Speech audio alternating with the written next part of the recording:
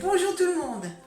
Aujourd'hui, je vais vous montrer comment on fait des escalopes panées. Alors, je vais prendre des escalopes de poulet et je vais vous montrer ma petite astuce, mon petit truc perso pour la panure. Bon bah allez, c'est parti, on y va. Alors il vous faut des escalopes de poulet. Alors moi j'ai choisi de les couper finement, mais vous pouvez très bien prendre des escalopes entières, hein. Je les ai coupées en morceaux pour que ça soit plus facile au niveau de la cuisson. Et comme ça, chaque personne aura son morceau qu'il souhaite, hein, s'il a beaucoup d'appétit ou pas beaucoup d'appétit. De la farine et de la chapelure.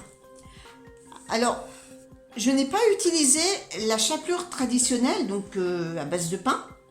C'est des graines de lin que j'ai moulinées. Voilà ma petite astuce.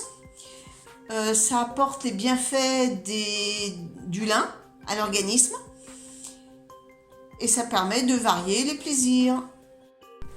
Dans une assiette creuse, je casse les œufs et je les bats en omelette.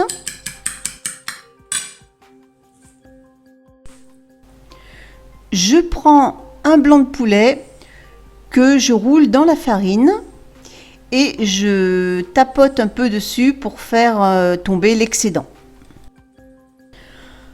Ensuite, je trempe dans le jaune d'œuf, puis dans la chapelure et je repasse une seconde fois dans l'œuf et ensuite dans la chapelure. Cette technique me permet d'avoir un croustillant bien épais autour de la viande. Et je continue jusqu'à épuisement des stocks.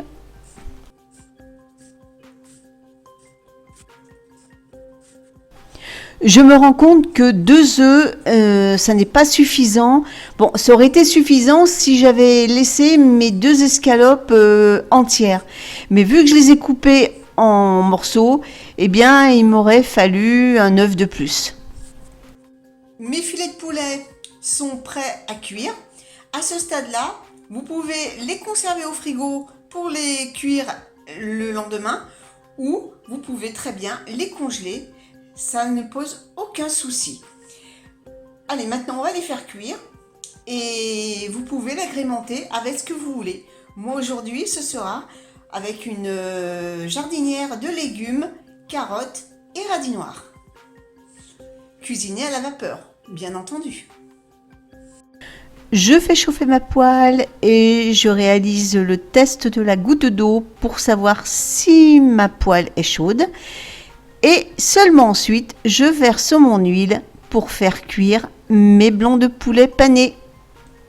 Petite piqûre de rappel, il ne faut jamais faire chauffer l'huile avec la poêle, mais seulement verser le corps gras une fois que la poêle est chaude.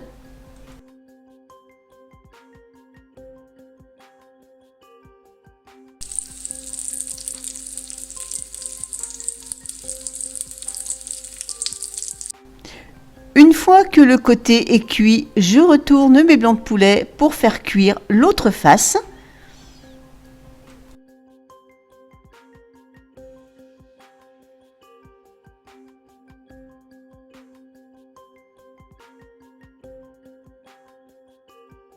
Si vous aimez, je vous conseille de mettre du jus de citron sur vos blancs de poulet panés. La chair n'en sera que plus savoureuse.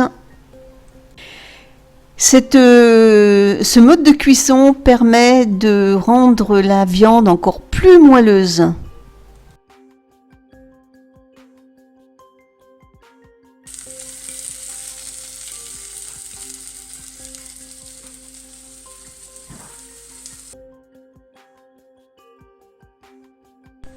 La recette est terminée. Alors je précise, cette recette est valable également pour du poisson, de l'aliment, du cabillaud, enfin voilà. Vous pouvez faire exactement la même chose avec le poisson. Et bien sur ce, je vais vous laisser, je vous vous souhaite un bon appétit, une bonne semaine et on se donne rendez-vous mercredi prochain pour une autre recette de cuisine. Et la semaine prochaine, je vais vous montrer comment on fait son propre levain. Salut tout le monde!